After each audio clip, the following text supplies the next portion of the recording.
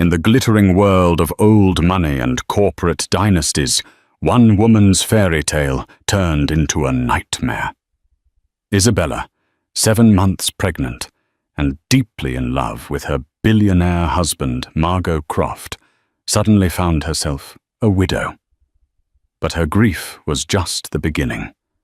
At the reading of his will, Margot's entire $10 billion fortune, the sprawling estates, the private jets, all of it was left to his stunning mistress, a woman named Sophia. Isabella was left with nothing but the baby in her womb, and a heart shattered into 1,000,000 pieces, until a single unexpected phone call from a mysterious lawyer changed everything. The scent of salt and roses always reminded Isabella of Margot.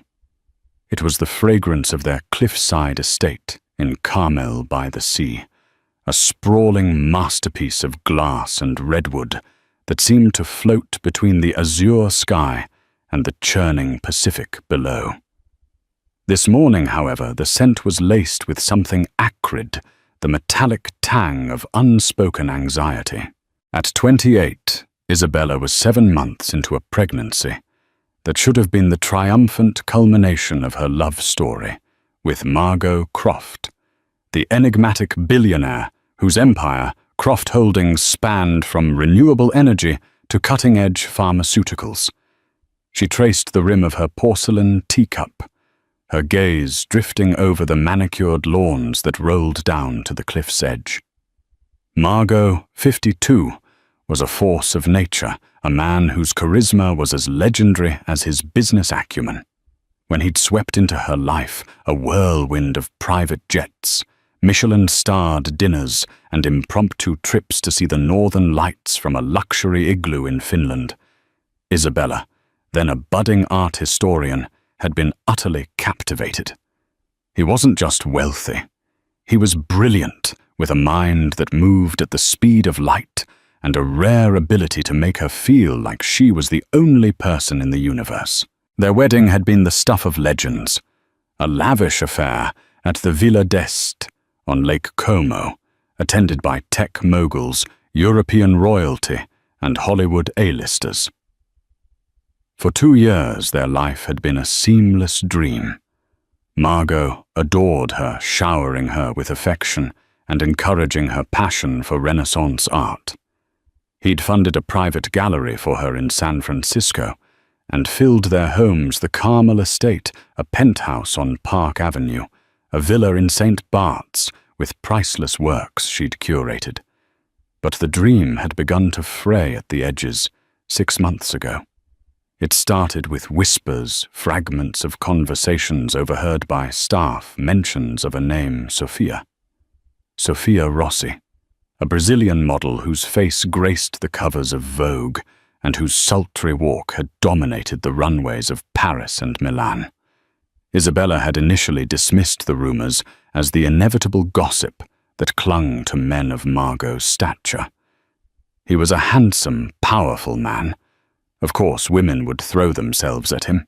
He had assured her with a hand over his heart and that devastatingly sincere look in his steel-grey eyes that she was his everything, his anchor, his future. The assurances, however, became less frequent as his business trips grew longer, his explanations vaguer. The vibrant energy that had once defined him was replaced by a distracted, almost haunted weariness. He'd spend hours locked in his study, the low murmur of his voice on the phone, a constant, unsettling presence.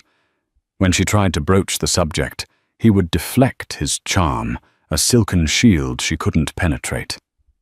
"Darling, you mustn't stress," he'd say, his hand gently stroking her burgeoning belly. "It's not good for our son. These are just complex negotiations, a hostile takeover attempt. You wouldn't want me to bore you with the details." But Isabella wasn't bored. She was terrified. The late-night calls, the scent of an unfamiliar jasmine-based perfume on a suit jacket he'd carelessly tossed aside, the sudden chill in his demeanor. When she got too close, It all pointed to a truth she wasn't ready to face. The golden cage, once a symbol of their perfect life, had begun to feel like a prison. The final brutal confirmation came not from a whisper, but from the glossy pages of a tabloid she saw at a salon. A grainy paparazzi photo taken on a sun-drenched beach in Rio de Janeiro. Margot, laughing, his arm wrapped possessively around Sophia Rossi. The model was looking up at him with an expression of such intimate adoration that it felt like a physical blow. The caption was merciless. "Billionaire Margot Croft finds paradise with supermodel Sophia Rossi. Is his fairy tale marriage over?" That night, she confronted him. The confrontation wasn't a screaming match. It was a quiet, desolate affair, conducted in the hushed opulence of their bedroom, the waves crashing below a somber soundtrack to her heartbreak. Margot didn't deny it. He looked resigned. "Isabella, it's not what you think." He began the words sounding hollow, even to his own ears. "Isn't it?" she whispered, her voice trembling. "You love her." It wasn't a question. He sank onto the edge of their vast, custom-made bed. His shoulders slumped. "It's complicated. Complicated." The word was a bitter pill. "I am carrying your child, Margot. We built a life together. You made vows to me. What part of that is complicated? Sophia, she understands a part of my world you don't. The pressures, the ruthlessness. It's a different kind of connection." He wouldn't meet her eyes. He was looking at the Aubusson carpet, at the intricate patterns of wool and silk, as if the answers were woven into the threads. The cruelty of his words stole her breath. He was invalidating their entire relationship, dismissing her as a beautiful, naive creature who couldn't possibly comprehend the stratosphere in which he operated. The gallery he'd funded, the art he'd praised her for finding, was it all just a patronizing gesture, a way to keep his pretty wife occupied while he sought companionship with someone he considered his equal? The argument ended in a stalemate of tears and silence. Isabella retreated into herself, the joy of her pregnancy curdling into a knot of fear. What would happen to her? To her baby? She was financially dependent on Margot, her own career, a distant memory. He was her world, and that world was crumbling. A week later, Margot left for a business trip to Tokyo. He kissed her forehead, his touch clinical, his eyes distant. "We'll sort this out when I get back, Izzy," he promised. "I promise." He never came back. The news broke on a Tuesday morning. Margot Croft's private jet. A state-of-the-art Gulfstream G650 had gone down in the Sea of Japan during a sudden violent storm. There were no survivors. The world reeled. Tributes poured in from presidents and prime ministers. The stock market shuddered. Croft Holdings shares plummeted. For Isabella, the world simply ceased to exist. The shock was so profound it was physical. A crushing weight that buckled her knees and stole the air from her lungs. The man she loved, the man who had betrayed her, the father of her unborn child, was gone. The complex tangle of her emotions, love, rage, grief, terror, was a storm inside her, mirroring the one that had claimed his life. In the days that followed, she moved in a fog of sedatives and sorrow.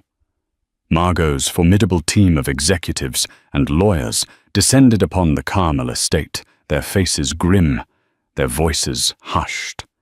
They spoke of business continuity, of market stabilization, of funeral arrangements. Isabella could barely process the words. She was the grieving widow, a tragic, beautiful figurehead. She nodded when she was supposed to nod, signed what she was told to sign. Through the haze, she was aware of another presence, a phantom haunting the periphery of her grief.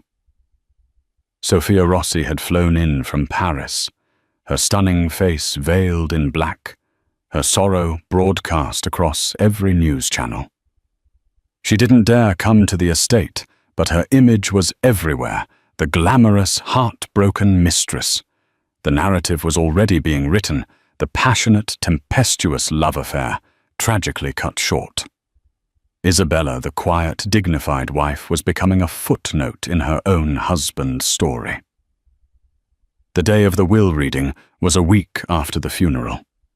A bleak, overcast sky hung over Carmel the Sea, a sheet of slate grey. The air in the grand library of the estate was thick with tension. Isabella sat in a high-backed leather chair, her hands resting protectively on her stomach. Her mother, a practical, no-nonsense woman from Boston, sat beside her. Her hand a comforting weight on Isabella's shoulder. Across the polished mahogany table sat Margot's family, his stern, disapproving sister Catherine and her two grasping sons. And at the head of the table, flanked by two lawyers, whose faces were masks of professional neutrality, was Margot's longtime attorney and confidant, Marcus Thorne. Thorne was a relic from a bygone era, with a mane of silver hair, a bespoke suit, and an air of unshakable authority. But as Marcus cleared his throat, another figure slipped into the room, silent as a shadow. Sophia Rossi. She was breathtaking even in her grief.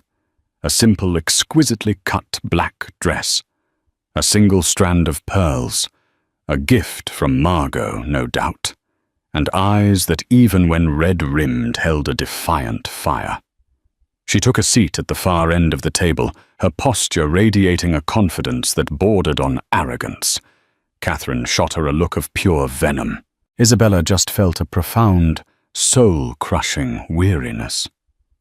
Marcus Thorne looked up, his gaze sweeping over the room, before landing with a flicker of what looked like pity on Isabella. "We are gathered here today to execute the last will and testament of Margot Alexander Croft." He began, his voice a low, resonant baritone. "This will was signed and notarized 3 months ago, superseding all previous versions." 3 months ago. The words hit Isabella with the force of a physical blow. That was right after the tabloid photo, right after their devastating confrontation. This was a will written in the heat of their conflict, in the thrall of his affair. A cold dread seeped into her bones. Thorne unfolded the document with a crisp rustle of paper. He read through the initial bequests, a generous trust for his sister. Smaller yet substantial sums for his nephews, donations to his preferred charities, the boilerplate of a billionaire's philanthropy. Then he paused, took a sip of water, and looked directly at Isabella. "To my wife, Isabella Maria Croft." He read, his voice devoid of emotion. "I leave my sincerest apologies for my failings as a husband. I wish her and our child a healthy and happy life." Silence. A thick, suffocating silence. Isabella's mind struggled to catch up. Apologies. That was it. Her mother's hand tightened on her shoulder. Catherine's sons exchanged a bewildered glance. Thorne continued, his voice steady. "The remainder of my estate, including all shares in Croft Holdings, all real estate properties, both domestic and international, all art collections, vehicles, and all liquid assets I bequeath to Ms. Sophia Elena Rossi." The room erupted. Catherine shot to her feet, her face purple with rage. "This is an outrage, a travesty. That woman manipulated him. He wasn't in his right mind." Her sons joined the chorus, shouting about undue influence and legal challenges. But their voices faded into a dull roar in Isabella's ears. All she could hear was the blood pounding in her head. Nothing. He had left her nothing. Not the Carmel estate she had made a home. Not the Park Avenue penthouse where they had spent their first year of marriage. Not even a token amount to provide for his own son. He had erased her, disinherited her, left her pregnant and destitute, with nothing but a hollow apology. Through the chaos, she looked at Sophia. The model's face was a mask of curated sorrow, but her eyes for a fleeting second met Isabella's across the table. And in their dark depths, Isabella saw not grief, but triumph. A cold, calculating, victorious gleam. Isabella stood up, her legs unsteady. She didn't say a word. She couldn't. The grief she had felt for Margot's death was now eclipsed by the sheer devastating force of his final betrayal. With her mother's help, she turned and walked out of the library, away from the shouting, away from the pitying eyes of the staff, away from the woman who had stolen her husband, and now her entire world. As she stepped out onto the terrace, the cold, salty air hit her face. She looked out at the churning grey ocean, the endless expanse of water that had taken Margot from her. He hadn't just died. He had annihilated her. He had left her with nothing but the clothes on her back and the child in her womb, a final brutal testament to how little she had ever truly meant to him. The golden cage had been shattered, and she was in a free fall with no safety net in sight. The days that followed the will reading bled into one another in a monochrome blur of misery. The vibrant colors of the Carmel estate seemed to mock Isabella with their cheerful brilliance. The buttery yellow of the guest room she was now confined to. Sophia, with chilling efficiency, had already begun the process of claiming her inheritance. Her lawyers, sending polite but firm notices, felt like a constant, nauseating reminder of her fall from grace. She was no longer Mrs. Margot Croft, Lady of the Manor. She was an inconvenient, pregnant houseguest with a 10-day deadline to vacate the premises. The staff who had once catered to her every whim with genuine affection now averted their eyes, their faces a mixture of pity and awkwardness.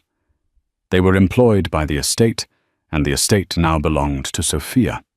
Their loyalties, like everything else, had been transferred. Her mother, Helen, was her rock, a bastion of fierce maternal practicality in the swirling chaos. "We'll fight this, Izzy," she insisted, her voice a low, angry hum. "This is insane. No judge in their right mind would uphold a will that leaves a pregnant wife with nothing. We'll get the best lawyers in California. We'll prove he was coerced." But Isabella had no fight left in her. The betrayal had hollowed her out, leaving an abyss where her love and trust had once been. It wasn't just about the money. It was the public humiliation, the deliberate, cruel erasure of her existence from Margot's life.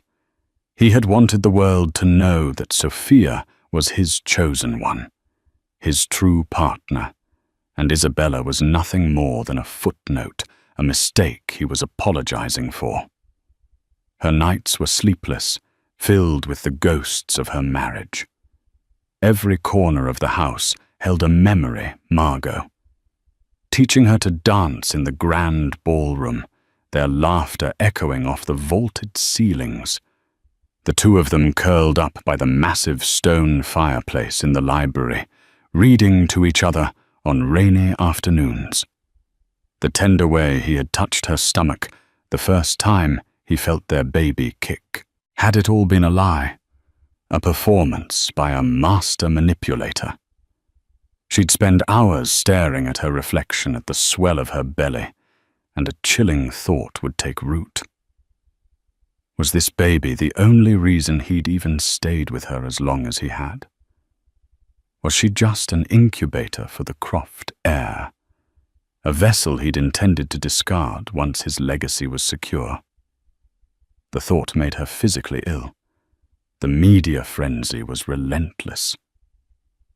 "The billionaire's bombshell will," screamed the headlines. "Jilted wife left penniless." Paparazzi camped outside the gates of the estate, their long-lensed cameras like vultures waiting for a carcass. Isabella became a prisoner in her own home, afraid to even step out onto the terrace for a breath of fresh air. They printed old photos of her and Margot, juxtaposed with recent glamorous shots of Sophia now being hailed as the Cinderella heiress. Sophia, for her part, played the role of the grieving, reluctant beneficiary to perfection. She gave a single tearful interview to a fawning journalist from Vanity Fair. "This isn't about the money," she'd said, her voice husky with emotion, a single perfect tear tracing a path down her flawless cheek. "This is about honoring Margot's final wishes. He was a complex man, a tortured genius. He felt misunderstood. I was the only one who truly saw him. The inheritance is a burden, but it's one I will carry to protect his legacy." "Protect his legacy," Helen had spat, throwing the magazine across the room. "That lying, gold-digging viper is his legacy." Isabella's own resources were terrifyingly slim. She had a personal bank account, but the balance was meager. Margot had always insisted on handling everything. All their assets were in his name, tied up in complex trusts and holding companies.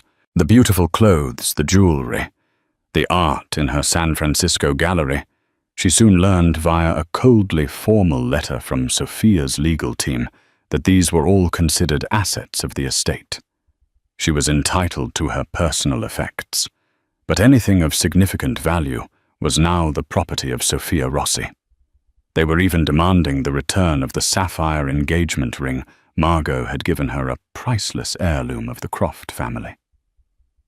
One afternoon, packing her belongings into boxes with the help of her mother, she came across a small leather-bound book. It was a first edition of the Sonnets of Pablo Neruda, a gift from Margot on their first anniversary. Inside he had inscribed, "For my Izzy who taught me the poetry of life. Forever yours, J."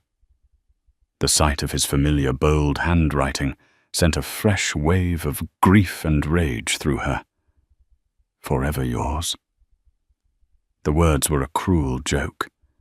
She almost threw the book into the fireplace, but something stopped her. She couldn't let go. Not yet. The love had been real.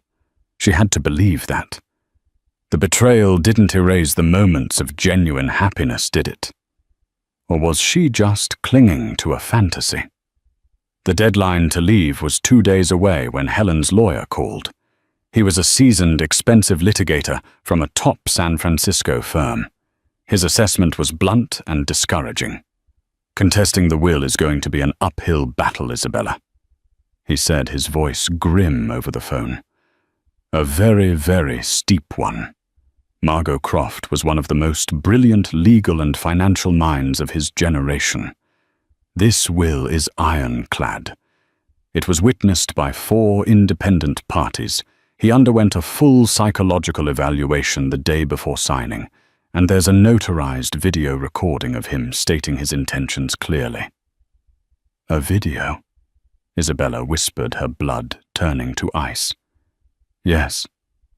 He states that he is of sound mind and body, and that while he wishes you no ill will, he believes his assets are best managed by Miss Rossi, whom he describes as his business and life partner." His business and life partner. The phrase was a dagger to the heart. It was a calculated, posthumous execution of her reputation and their marriage. Margot had not just left her, he had systematically dismantled their history, piece by piece, ensuring that Sophia would be seen not as the mistress, but as his rightful successor. "So there's nothing?" Helen demanded, grabbing the phone from Isabella's limp hand. "You're telling us there's no recourse? My daughter is pregnant with his child." The law in California provides for an omitted spouse or omitted child under certain circumstances, the lawyer explained patiently. But Margot's will specifically and intentionally disinherits Isabella. It mentions her, which makes the omitted spouse argument nearly impossible. As for the child, since the will was written before the child's birth, we might have a stronger claim there. The court will almost certainly grant some provision for child support from the estate. But it will be a fight. Sophia Rossi's lawyers will argue that Margot's apology and best wishes were all he intended. They'll drag it out for years. It will be expensive, public, and incredibly painful for your daughter. Years. A long, drawn-out battle against a woman with limitless resources, all while trying to raise a newborn baby on her own.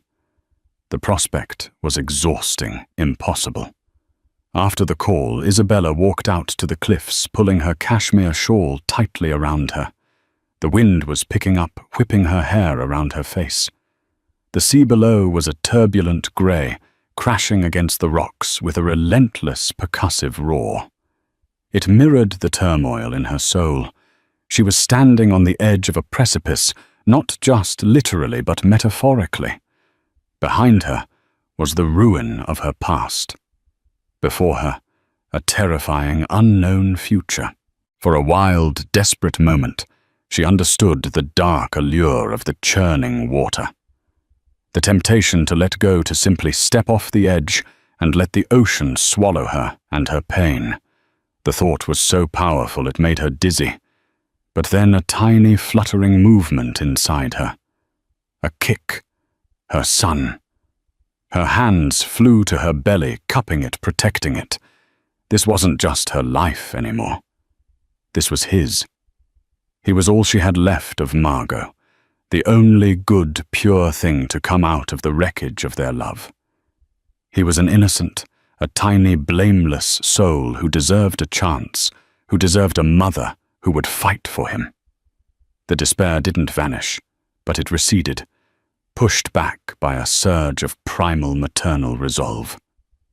She wouldn't give Sophia Rossi the satisfaction of her destruction.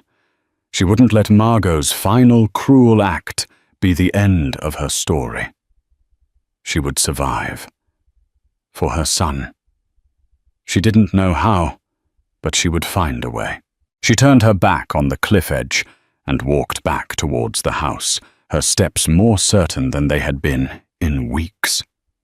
She would leave this place, this monument, to her broken dreams.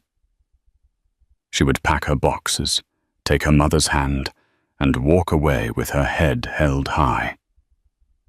She had nothing but her dignity and the life growing inside her. But in that moment, it felt like enough. The last day at the estate was surreal. Sophia's people, a team of briskly efficient men and women in dark suits, were already there taking inventory, their clipboards and tablets, a clinical counterpoint to Isabella's raw emotion. They moved through the rooms with a proprietary air that made Isabella's skin crawl. She packed the last of her things into the back of her mother's sensible sedan. A few boxes of clothes, books, and personal mementos. It was a pitifully small collection to show for 2 years of marriage to a billionaire. As she was about to get into the car, a sleek black town car pulled up the long gravel driveway. Sophia stepped out. She was wearing a cream-colored pantsuit, looking less like a grieving mistress and more like a CEO ready to take over a company, which Isabella supposed she was. "Isabella," Sophia said, her voice smooth as silk. "I'm glad I caught you." "What do you want, Sophia?" Isabella asked, her voice flat.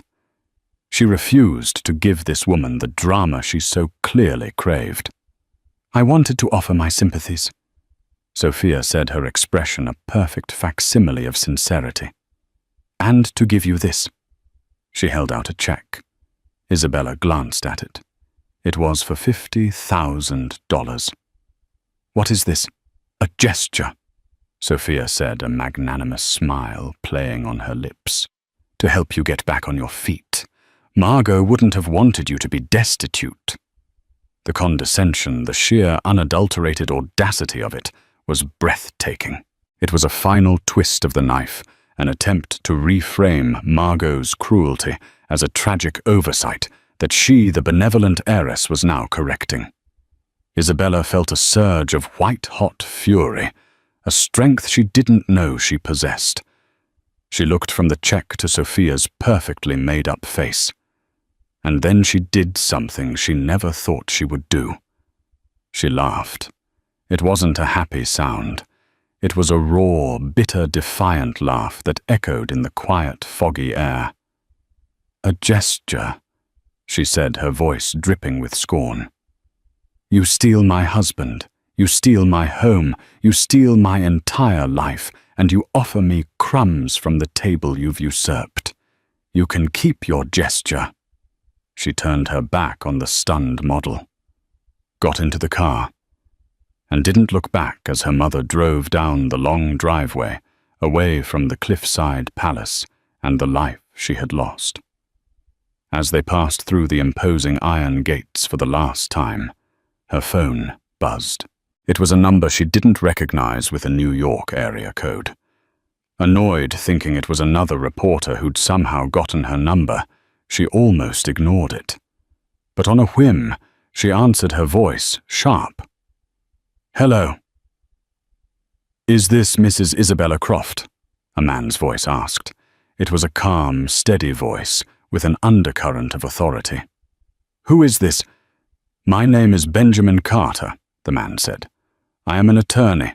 I was Margot Croft's personal lawyer." Isabella frowned. "I've never heard of you." Margot's lawyer was Marcus Thorne. Thorne was his corporate counsel, the voice clarified. He handled the business of Croft Holdings. I handled Mr. Croft's private affairs. He instructed me to contact you at this specific date and time. I have something for you, something he wanted you to have. I believe it would be in your best interest if we could meet, as soon as possible. A new feeling, one she hadn't felt in a long time, flickered in the abyss of her despair. It wasn't hope, not yet. But it was a spark, a tiny, fragile spark of curiosity. A personal lawyer she'd never heard of. Instructions to call her at this exact moment. What private affairs could Margot have had that Marcus Thorne, his confidant of 30 years, wasn't aware of? "Where ma?" she asked, her heart beginning to beat just a little bit faster. "I'm in San Francisco," Benjamin Carter replied. "I have an office on Montgomery Street. Can you be here tomorrow morning at 10? Isabella looked at her mother, who was watching her with a bewildered expression. She looked at the road ahead, leaving the fog of Carmel behind for the sunnier skies of the Bay Area. She had no idea what this was, or what it meant. It could be another dead end, another cruel twist in this nightmare. But it was also the first thing that wasn't about loss, about what had been taken from her. It was something new, a mystery. "Yes?" she said, her voice firmer now. "I'll be there." The law offices of Benjamin Carter were nothing like the opulent mahogany-paneled fortress of Marcus Thorne. They occupied a modest suite on the 24th floor of a sleek, modern skyscraper in the heart of San Francisco's financial district. The reception area was minimalist and discreet, with grey flannel walls, abstract art, and a single orchid on a glass table. It spoke not of old money power, but of quiet, contemporary efficiency. Isabella, feeling conspicuous in her simple maternity dress, gave her name to the receptionist. She hadn't slept, her mind racing with 1,000 possibilities, each more unlikely than the last. Was this a trap? Some new legal maneuver by Sophia, or was it what it claimed to be a final message from her husband, delivered from beyond the grave? A moment later, a man emerged from an inner office. He was younger than she expected, perhaps in his late 30s, with sharp, intelligent eyes, a neatly trimmed beard, and an air of calm competence. He wore a well-tailored but unassuming suit. This was Benjamin Carter. "Mrs. Croft," he said, extending a hand. His handshake was firm and reassuring. "Thank you for coming on such short notice. Please come in." He led her into a corner office with a panoramic view of the San Francisco Bay.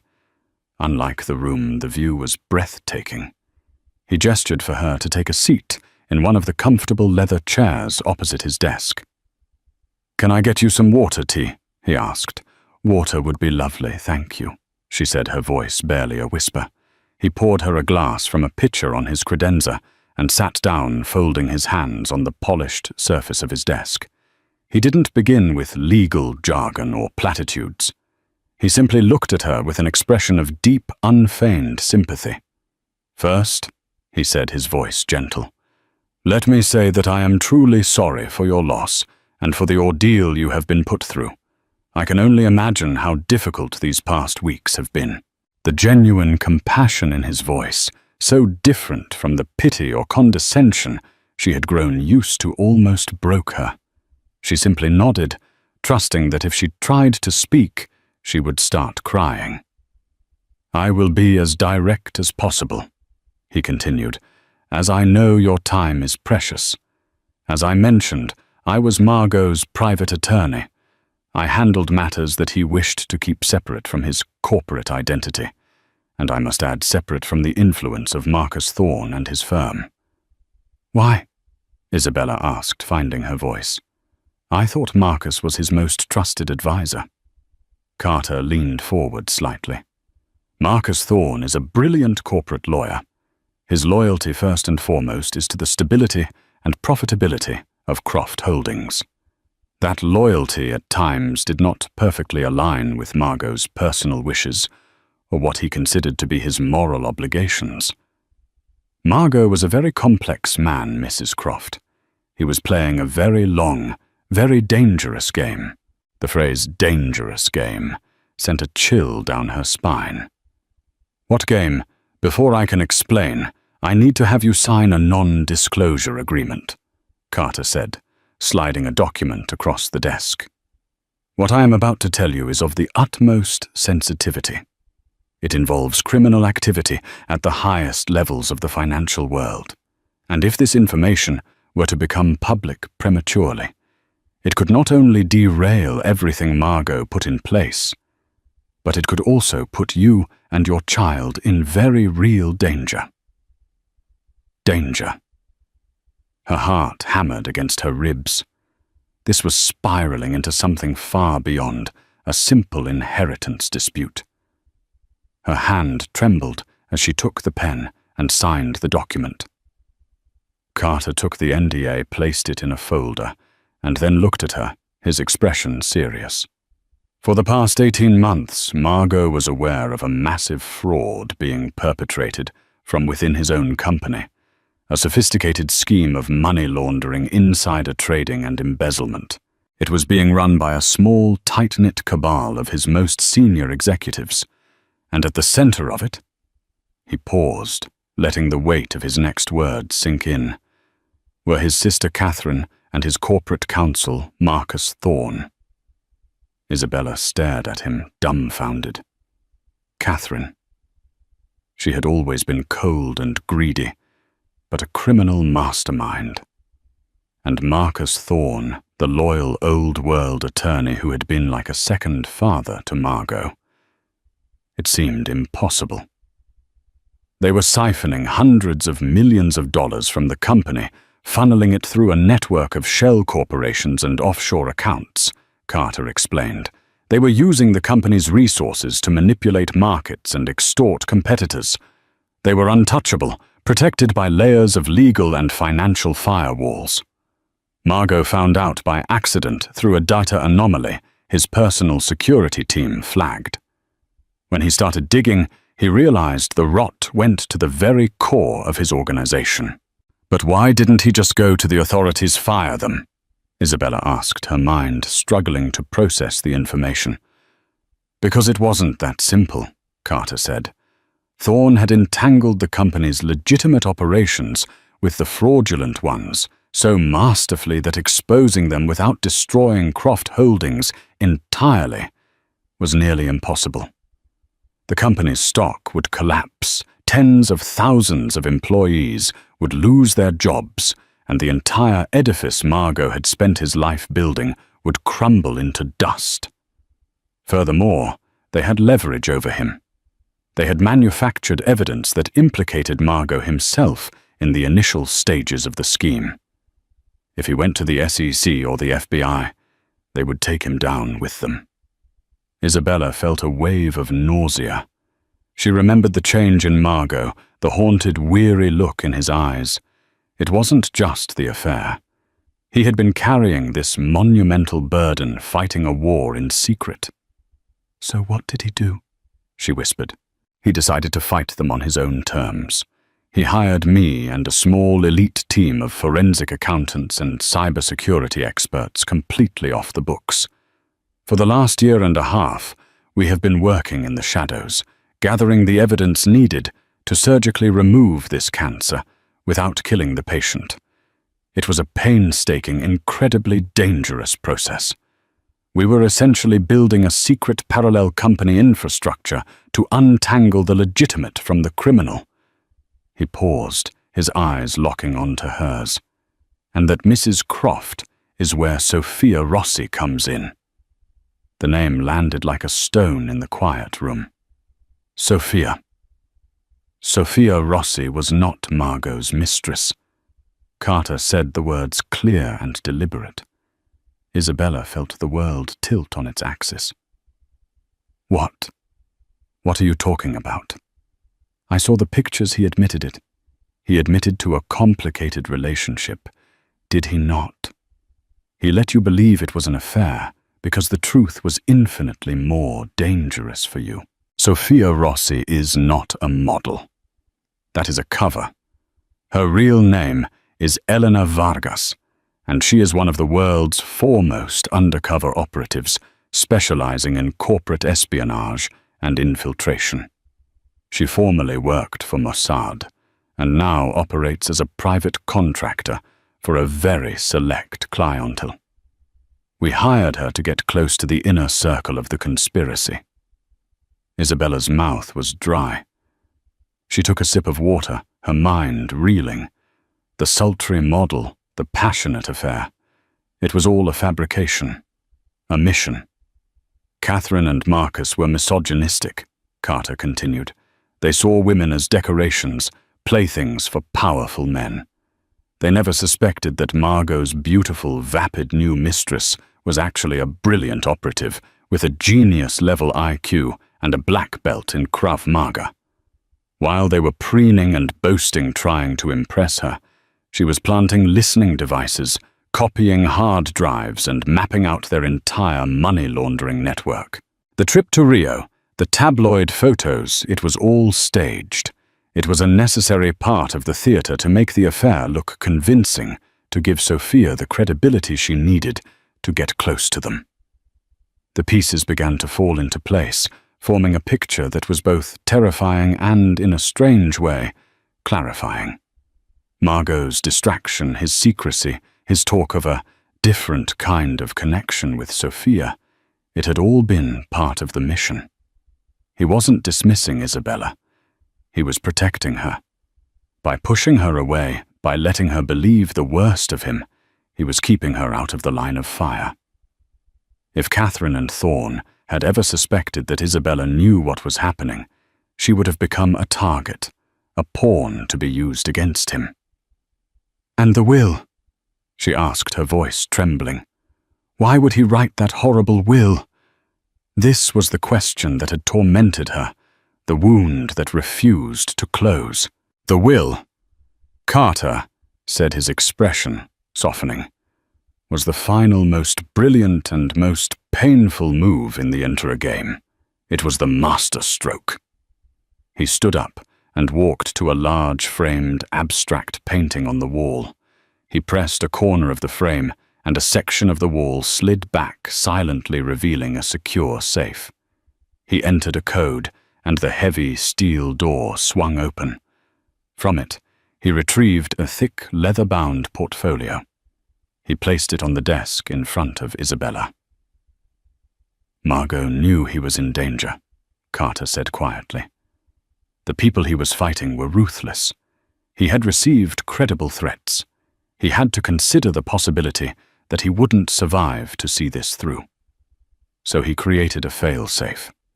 He had to make a choice in the event of his death. What was more important, his personal reputation or ensuring that the criminals were brought to justice, and his true legacy, the clean company, and you were protected. He opened the portfolio. Inside were more legal documents, intricately detailed financial statements, and a single sealed envelope with her name, Isabella, written in Margot's hand. The public will, Carter explained, the one Marcus Thorne read, was a piece of theatre. It was designed to do three things. First, to lull the conspirators into a false sense of security. With Margot gone, and their chosen puppet Sophia in control of the estate, they would believe they had won. They would become complacent, less careful. Second, it was to give Sophia, or rather Elena, the legal standing and the resources of the estate to complete the final phase of the operation. And third, he paused, his gaze full of meaning. It was to make you in the eyes of the world and in the eyes of his enemies a penniless, powerless, and therefore completely irrelevant victim. The safest thing you could possibly be. Isabella's hands flew to her mouth, a sob catching in her throat. He hadn't betrayed her. He had saved her. The public humiliation, the disinheritance, the apology. It was all a shield. A painful, brutal, but ultimately loving act of protection. The day of his flight to Tokyo, Carter said, he knew the risk was exceptionally high. The final pieces of our investigation were falling into place, and the other side was getting nervous. Before he left, he executed this. He tapped the portfolio. This is the true will and testament of Margot Croft. It was created with a legal mechanism known as a pour-over will, in conjunction with a revocable living trust of which you are the sole trustee and beneficiary.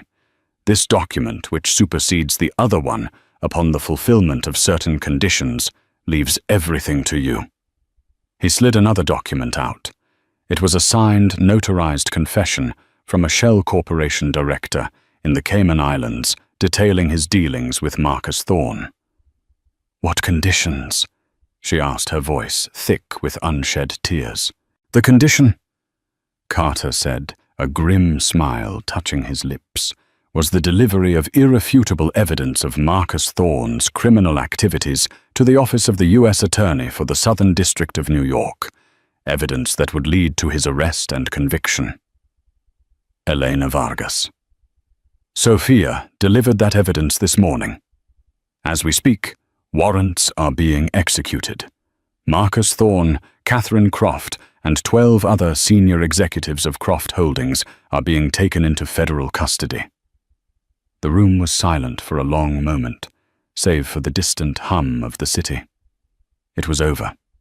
The game Margot had been playing was won. Tears were now streaming freely down Isabella's face.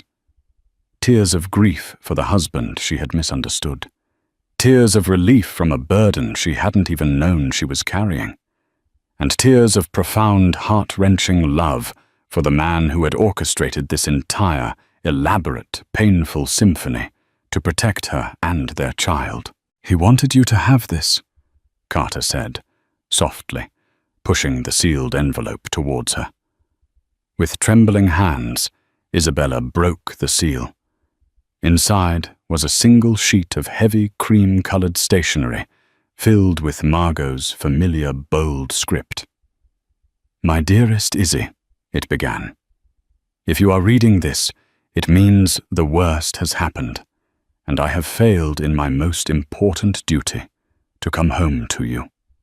For that, I am more sorry than words can ever say. I know that my actions these past months have caused you unimaginable pain.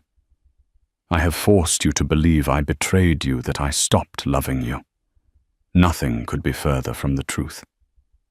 Loving you and knowing you were carrying our son was the only light in a very dark world. Every decision I made, every painful deception was to build a wall around you to keep you safe from the poison that had infected our lives. It was the only way I knew to fight this battle without making you a casualty. I have entrusted everything to you, my love. Not the money or the company, but my legacy. The company is now clean. The wolves have been caged. Build it, change it, sell it, do with it as you see fit. Create a world for our son that is worthy of him, worthy of you. Use these resources to pursue your passions, to fill the world with the art and beauty that you showed me. Forgive me for the pain I caused. It was the cruelest and most necessary act of my life.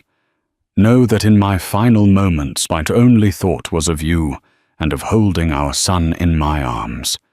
You were never my weakness, Isabella. You were my reason. Forever yours, Margot. Isabella clutched the letter to her chest, her whole body shaking with convulsive sobs. The apology in the will had been a lie, a public facade. This was the truth. This was the real Margot. He hadn't abandoned her. He had loved her fiercely, protectively, until the very end. The abyss of despair she had been living in was suddenly flooded with light. The cage had not been shattered. It had been unlocked from the inside by the man who had built it to protect her all along.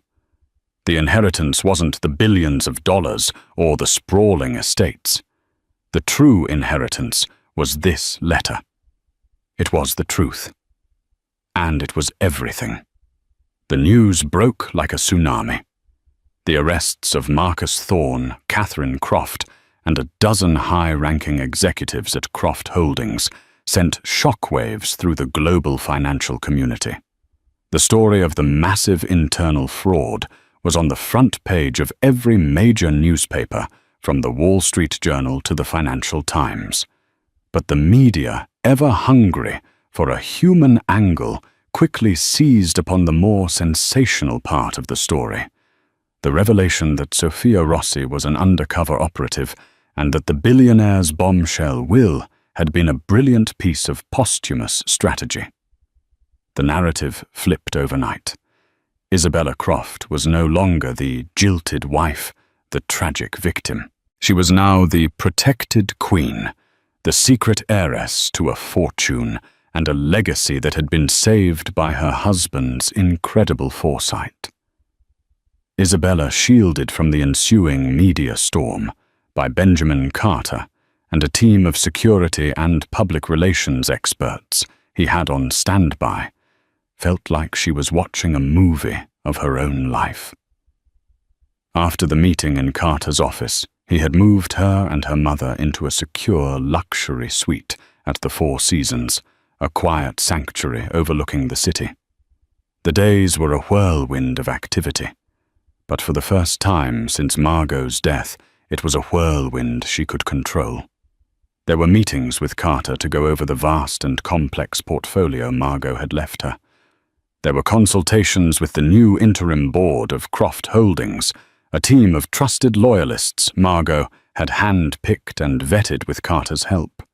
They looked to her not with pity, but with a profound respect.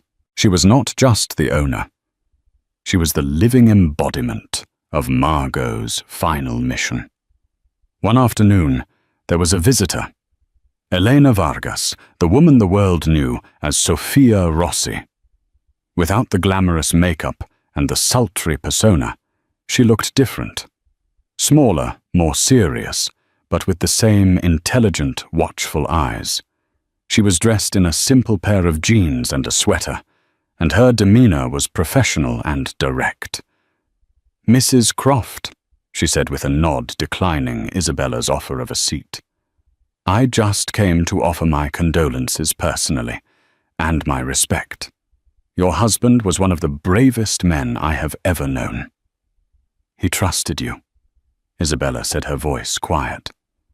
He put his entire legacy and my life in your hands. It was an honor to serve him, Elena replied. He spoke of you often. During the planning, when things were difficult, he would always say, "I'm doing this for Izzy." He wanted to give you a clean world to live in. I hope he succeeded. Isabella looked at the woman who had in a way been her rival, but who was in truth her protector. There was no animosity, no jealousy, only a strange shared bond forged in the crucible of Margot's secret war. "Thank you," Isabella said, and she meant it. For everything. Elena gave a small, rare smile.